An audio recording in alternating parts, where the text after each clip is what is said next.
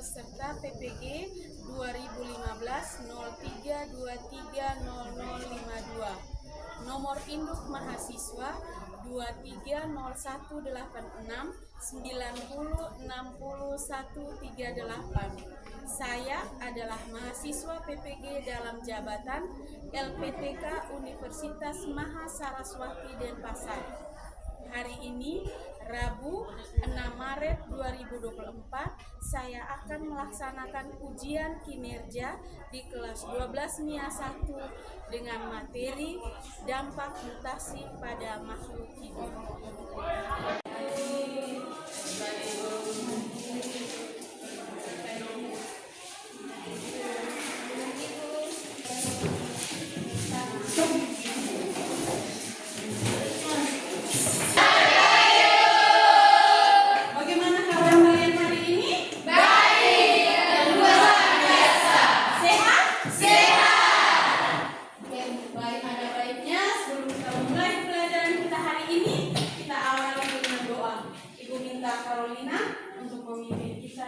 Oke, silakan duduk. Terima kasih. Terima kasih Bu Carolina yang sudah membawakan kita dalam doa. Sebelum kita masuk kegiatan pembelajaran kita hari ini, Ibu ambil absen dulu.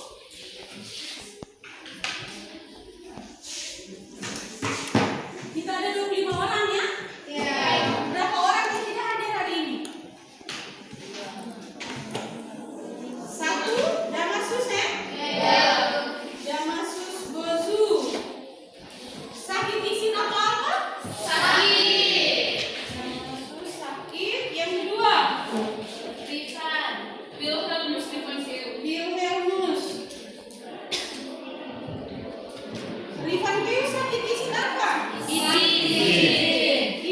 Iya. Yang ketiga, Magdalena mau ada tidak? Iya.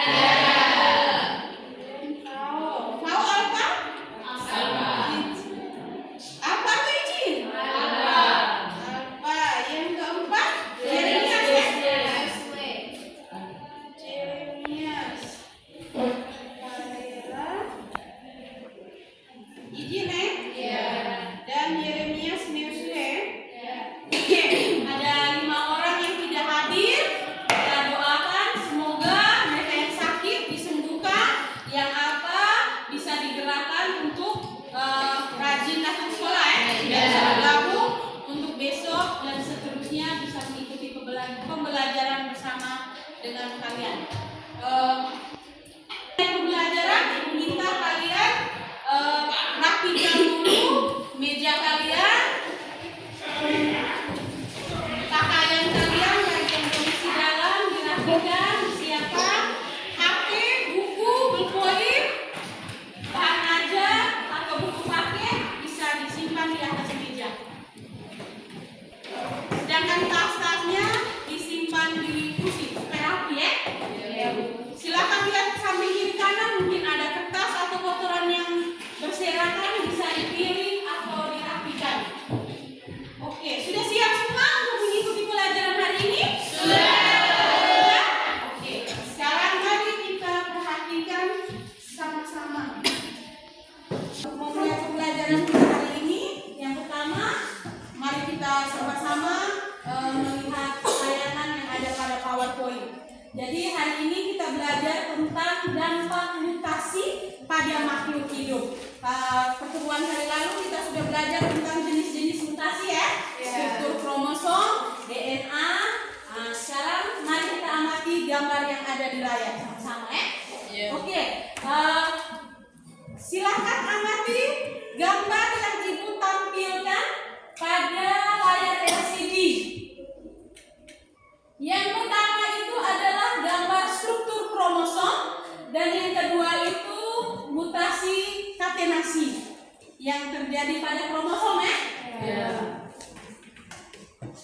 Masih ingatkah kalian pada struktur kromosom? Masih. Menurut kalian, apakah struktur kromosom yang kita miliki dapat berubah atau tidak? Coba lihat gadis. Menurut kalian, apakah struktur kromosom yang kita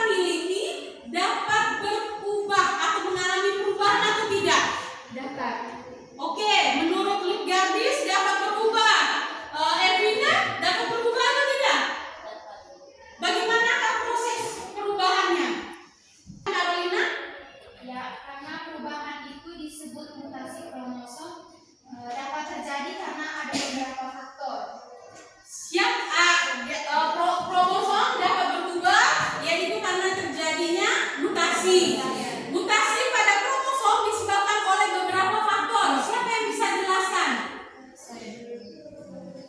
Iya, Nazir. Yang pertama, kesalahan pada saat pembelahan sel. Oke, yang pertama terjadi kesalahan pada saat pembelahan sel.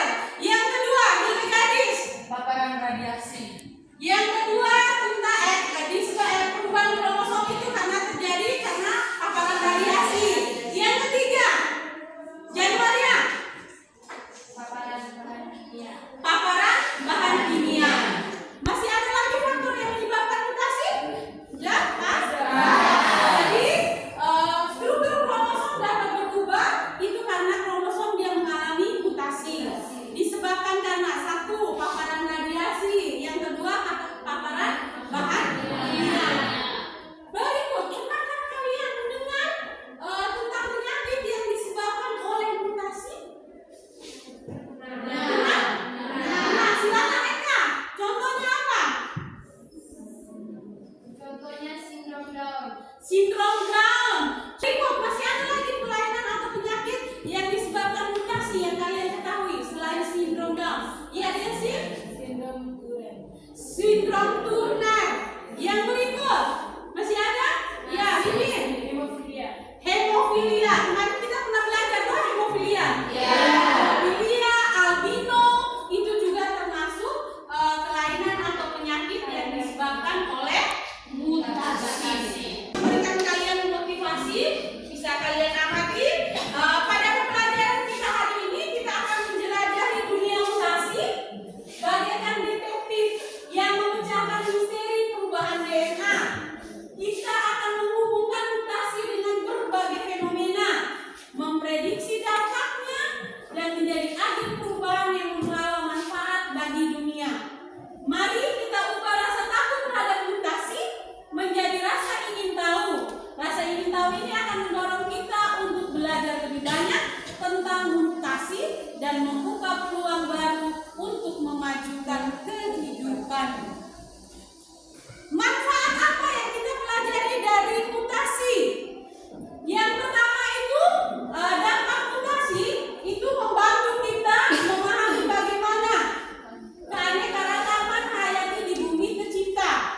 Jadi bisa menghasilkan jagung bisa berwarna ungu, jagung warna pink, itu karena keanekaragaman yang disebabkan oleh mutasi ya. Yang kedua, kita dapat memahami bagaimana spesies baru muncul dan bagaimana spesies lama beradaptasi dengan perubahan lingkungan. Mempelajari mutasi membantu kita memahami bagaimana penyakit genetik diturunkan dan bagaimana mereka dapat diobati. Yang berikut hal ini dapat membantu kita untuk mengembangkan tes diagnostik dan terapi yang lebih baik untuk penyakit genetik. Kita juga dapat belajar bagaimana mencegah penyakit genetik dengan memahami faktor-faktor yang meningkatkan resiko mutasi. Mempelajari mutasi dapat membantu kita untuk apa yang diinginkan dapat diciptakan. Hal ini dapat mempelajari mutasi membantu kita memahami bagaimana varietas tanaman dan hewan baru dengan yang diinginkan dapat diciptakan. Dapat membantu meningkatkan hasil panen dan produksi susu serta meningkatkan ketahanan terhadap hama maupun penyakit. Jadi itulah manfaat kita mempelajari mutasi. Jadi banyak manfaat kan? Ya. Hari ini tentang mutasi, maka kompetensi dasar yang akan kita pelajari yaitu yang pertama, untuk kadit pengetahuannya 3.8, menganalisis peristiwa mutasi pada makhluk hidup. Yang KD berikutnya itu 4.8,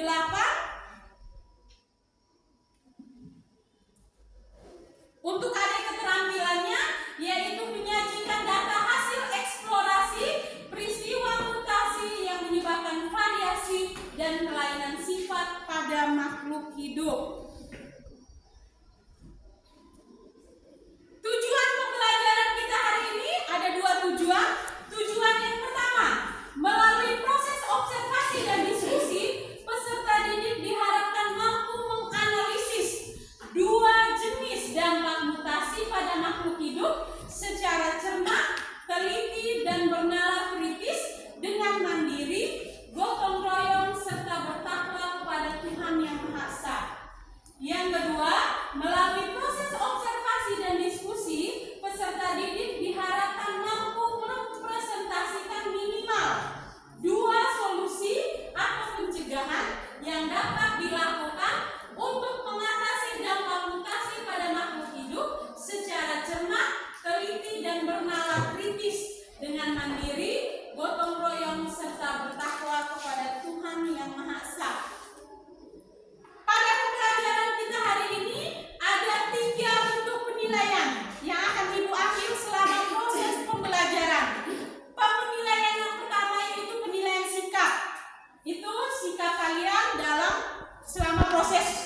pembelajaran. Yang kedua, penilaian pengetahuan itu ada soal pretest dan post-test.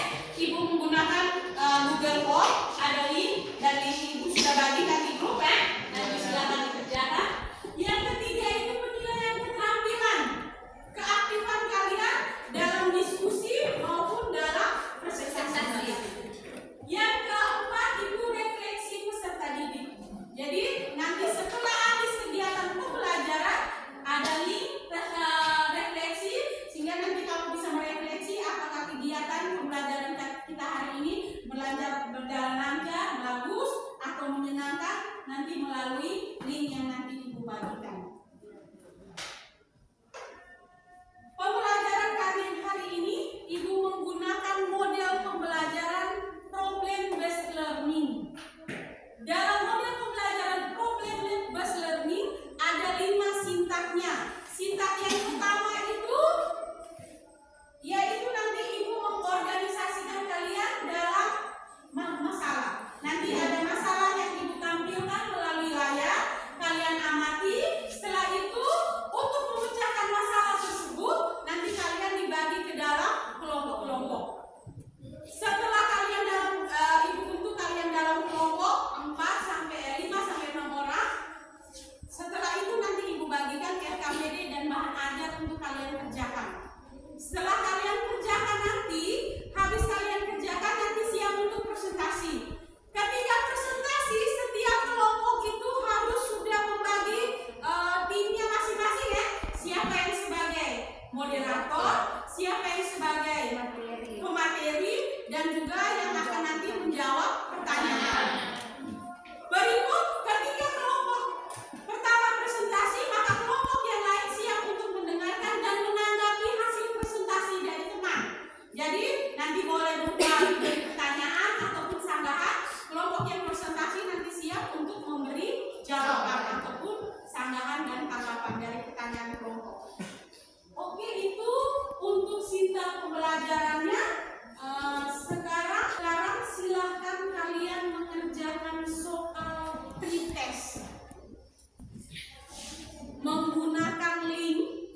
Jadi pakai HP semua, silahkan akses linknya. Linknya sudah ada di grup dan silahkan kerjakan soal. Pilih pretest dulu ya. Jangan lupa isi nama, kelasnya dipilih dengan silahkan memilih soal pretest dulu. Ibu kasih waktu 5 menit untuk mengerjakan soal pretest.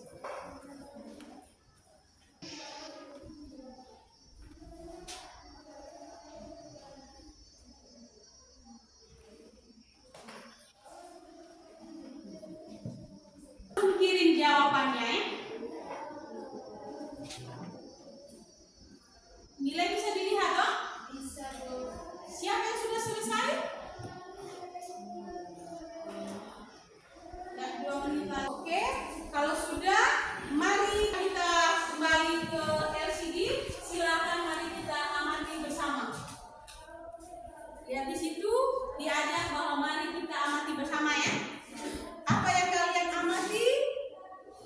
Sekarang sintak tadi ibu bilang model pembelajaran PBL tadi sintak yang pertama itu orientasi peserta didik pada masalah. Masalah inilah masalahnya. Ini mutasi pada makhluk hidup. Bisa kalian amati ya? Ada gambar di depan. Yang pertama itu gambar seorang cewek, anak nona ya. Yang kedua gambar tomat. Yang ketiga itu ada anggur. Yang keempat gambar anak cowok. Dan yang kelima itu gambar cewek dan cowok ya. Bisa amati? Bisa. Bisa ya?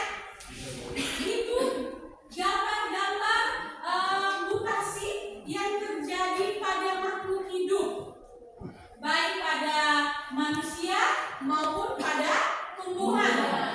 Sekarang apa yang menyebabkan kelainan tersebut? Oh, bisa menyebabkan bahwa kalau yang pertama itu sindrom. Gambar yang kedua itu ada tomat 2 warna ya. Selama ini kalau kamu amati tomat hanya ada 1 warna dong, warna merah. Kalau mau masak dia hijau, kuning dong. Tetapi setelah dia masak bagus, itu tomat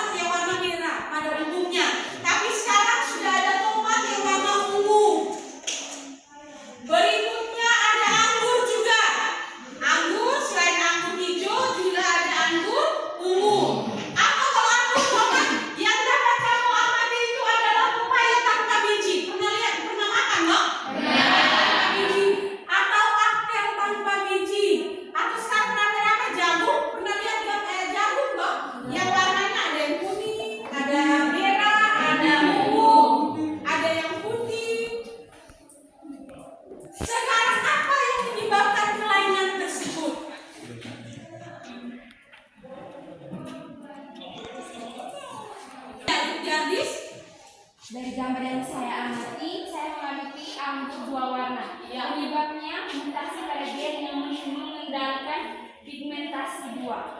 Anggur menyebabkan anggur menjadi warna ada warna hijau dan warna ungu itu menurut Lutgardis disebabkan mutasi pada pigmen penentu warna ya.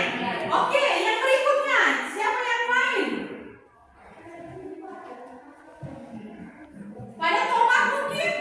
Atau pada sindrom? Ya, Karolina? Saya mengamati gambar tomat dua warna, Ya, tomat dua warna. yaitu mutasi pada gen yang mengendalikan sintesis karotenoid. Mutasi sama juga. Mutasi pada gen yang menyebabkan mengendalikan karotenoid sehingga menimbulkan tomat ada yang warna ungu maupun ada yang warna merah. Yang berikut, Eka sindrom mungkin? Saya mengamati pada gambar sindrom Down mengalami trisomi atau kelebihan kromosomnya berjumlah 21. Jadi sindrom Down, gambar yang terakhir itu, yang gambar ada cewek dan cowok tuh, gambar yang paling bawah itu merupakan gambar penderita sindrom Down disebabkan oleh mutasi trisomi pada nomor 21 ya. Yang berikut masih ada? Tresia? Naik? Saya mengamati pada gambar upaya tanpa izin manipulasi genetik dengan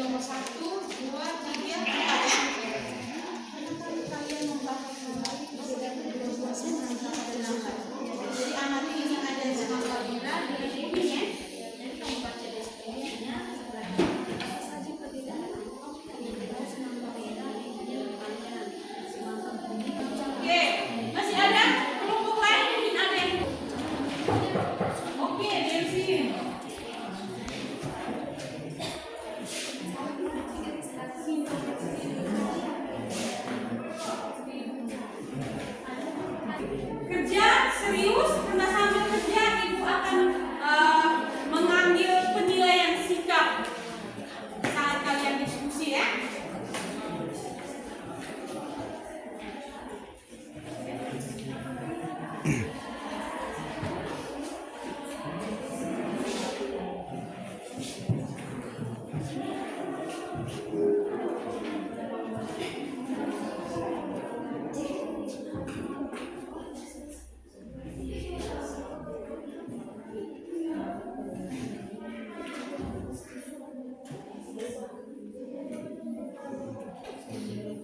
Sudah selesai diskusinya? Sudah selesai, maka sekarang kita lanjut dengan presentasi per kelompok ya.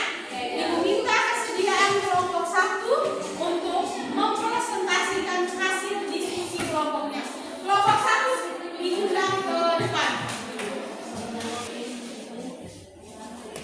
Kelompok 1 mempresentasikan hasil diskusi mereka, maka kelompok yang lain mendengar penjelasan dari mereka, setelah itu memberikan tanggapan baik berupa saran maupun pertanyaan. Semua kelompok diharapkan aktif karena sambil mereka presentasi ibu akan mengambil nilai keaktifan kalian dalam presentasi dan diskusi juga.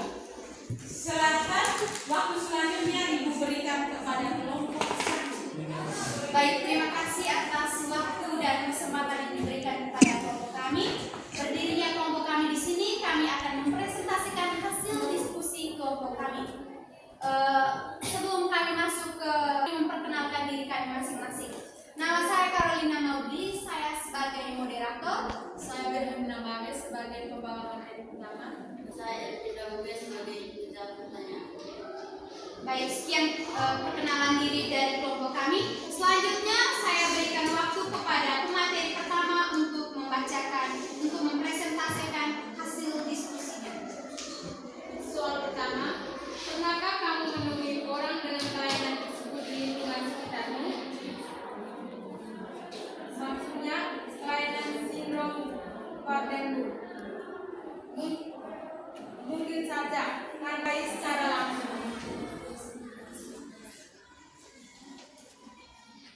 Pertanyaan yang kedua, apa penyebab kelainan sindrom Waardenburg? Jawab, sindrom Waardenburg disebabkan oleh mutasi pada salah satu dari 6 gen yang berperan dalam pembentukan dan perkembangan sel, termasuk melanosit. Upaya untuk menghindari dampak negatif mutasi gen harus dilakukan dengan pertimbangan etika dan keamanan.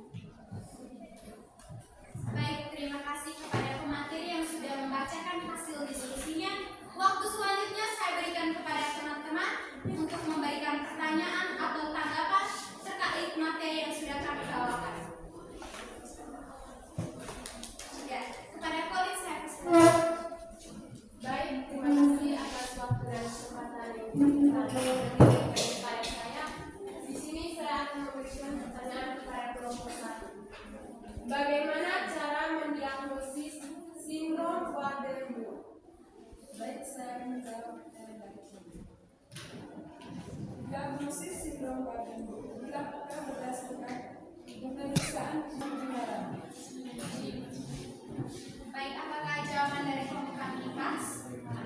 Terima kasih. Apakah masih ada pertanyaan dari teman-teman? Ya, kepada Desi saya persilakan. Baik, terima kasih atas waktu dan kesempatan.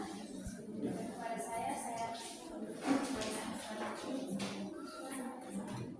pertanyaannya, bagaimana cara mengobati sindrom Waardenburg?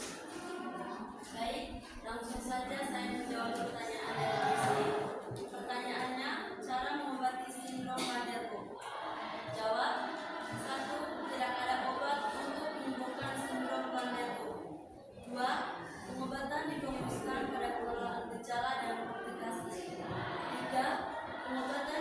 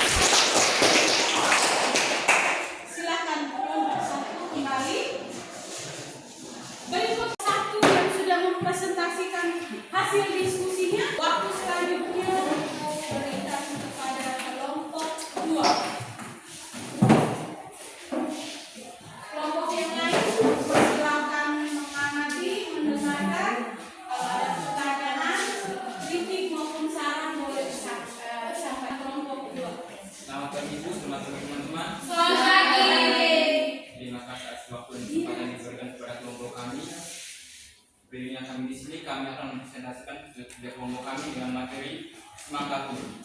Sebelum itu kami akan memperkenalkan nama. Saya Yohanes Bosco Metan Balo sebagai moderator. Saya Jan Maria kami sebagai pembawa materi 1. Saya Video Fernando Aljusi sebagai pendeta pertanyaan. Nantinya saya berikan surat. Pertama, pernahkah kalian mengamati perbedaan kedua buah semangka pada gambar? Apa saja perbedaannya? Jawab. Perbedaan utama antara semangka merah dan semangka kuning berikut: mutasi terinduksi. Mutasi terinduksi. 1. Mutasi spontan. Mutasi spontan dapat menyebabkan kelainan genetik dan penyakit dan kanker. Jadi baik itu presentasi kelompok kami, memperkenalkan saya Yohanes Sangkan. Jadi baik, terima kasih atas waktu dan kesempatan yang telah diberikan kepada saya. Di sini kami dari kelompok 1 ingin memberikan pertanyaan. Kira-kira kandungan apa saja yang ada pada semangka kuning? Baik, terima kasih. Saya akan menjawab pertanyaan yang diberikan dari kelompok 1. Semangka kuning juga mengandung vitamin A, vitamin A. Dan ada pertanyaan lagi teman-teman.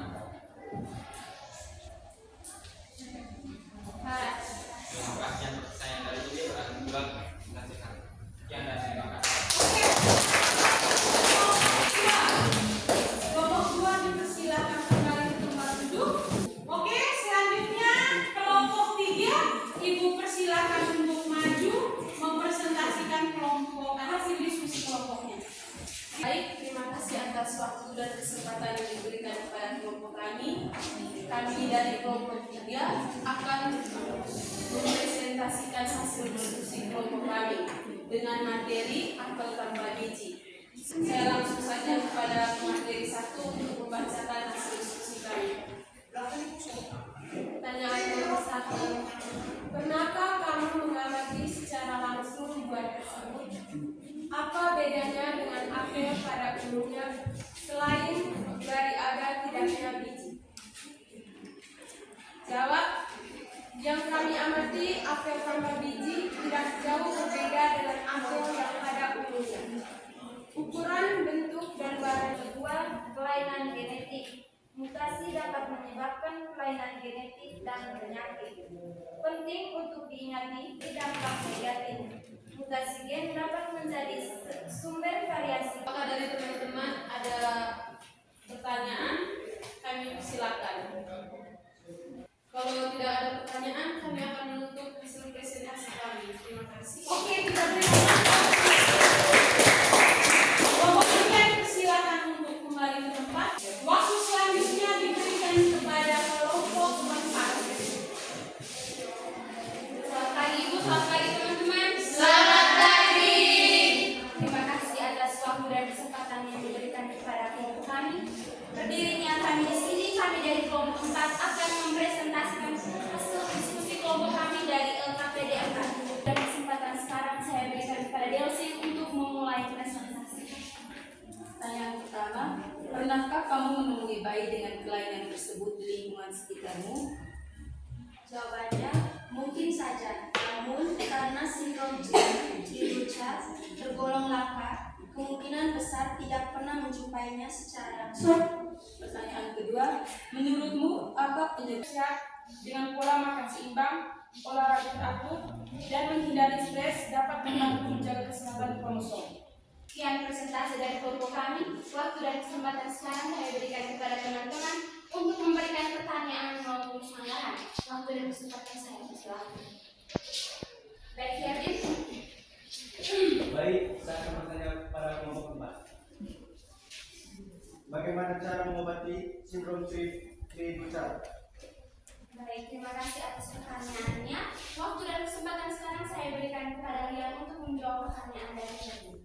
Jawabannya adalah tidak ada obat untuk menyembuhkan untuk mengatasi masalah hati. Apakah jawabannya pas? Pas. Apakah ada pertanyaan dari temannya? Silakan, Ferdin. Baik, terima kasih atas atas waktu yang kami berikan kepada saya. Di sini saya ingin bertanya, apa saja gejala dari sindrom Sri Ducat? Baik, terima kasih atas pertanyaannya. Saya kembali lagi kepada Lian untuk menjawab pertanyaan dari Kori. Jawabannya adalah gejala sindrom Sri Ducat dapat bervariasi berupa hipotonia atau kelemahan otot. Jika jawaban kami pas, apakah masih ada pertanyaan dari kelompok lain? Pas. Jika tidak ada pertanyaan lagi, dengan berakhirnya pertanyaan dari Kori, maka berakhir pula presentasi kami. Sekian dan terima kasih. Terima kasih karena kalian keempat kelompok sudah mempresentasikan yang terbaik hasil dari diskusi kelompok kalian. Selanjutnya, langkah yang berikutnya adalah kita sama-sama membuat kesimpulan dari diskusi dan presentasi yang sudah terjadi. Kesimpulan dari presentasi sesuai dengan tujuan pembelajaran kita hari ini. Ada dua tujuan ya. Tujuan yang pertama itu mengetahui dua dampak, minimal kita mengetahui dua dampak mutasi yang terjadi pada makhluk hidup serta solusi mencegah untuk mencegahnya. Kira-kira itu tanya, ada berapa jenis mutasi yang terjadi pada makhluk hidup? Ada dua. Ada yang dua, ada yang tiga. Yang pertama itu adalah mutasi G. Mutasi G. Yang kedua mutasi dan yang ketiga adalah mutasi genome. Jadi ada tiga jenis mutasi. Yang pertama mutasi gen, mutasi kromosom dan mutasi genom. Yang kedua ada sindrom Sri Ducat. Berikut ada sindrom Down, sindrom Klinefelter, sindrom Turner. Itu merupakan dampak dari mutasi yang bersifat negatif. Selanjutnya, Ibu akan memberikan penguatan terhadap materi. Jadi, dampak pada mutasi itu, mutasi adalah perubahan pada materi genetik atau DNA. Dapat terjadi spontan maupun atau diinduksi. Jenis-jenis mutasi, yang pertama adalah mutasi gen, yang kedua mutasi kromosom, dan yang ketiga adalah mutasi genom. Ada anjing tanpa bulu menghasilkan kucing dengan mata biru dan domba dengan bulu donkey, padi tahan beren coklat, jagung dengan tongkol yang lebih besar, jagung yang berwarna ungu, berwarna merah, itu termasuk hasil dari mutasi. Sampai di sini, apakah kalian bisa mengerti? Bisa. Bisa memahami materi pada kegiatan pelajaran kita hari ini? Bisa. Bisa. Oke. Untuk pertemuan selanjutnya, kalian akan mempelajari tentang evolusi. Jadi tugas kalian pulang baca dan membuat ringkasan serta mengerjakan tugas yang nanti ada pada bahan ajar yang nanti Ibu bagikan ya. Selanjutnya sekarang silakan mengerjakan soal post-test untuk menguji kemampuan akhir kalian dari materi yang sudah dipelajari hari ini. Link post-testnya sudah ada. Mengerjakan post-test? Sudah. Sekarang klik link refleksi peserta didik. Ada dua link. Yang pertama link post-test, yang kedua ada link refleksi. Silakan klik untuk menjawab pertanyaan refleksi berkaitan dengan kegiatan pembelajaran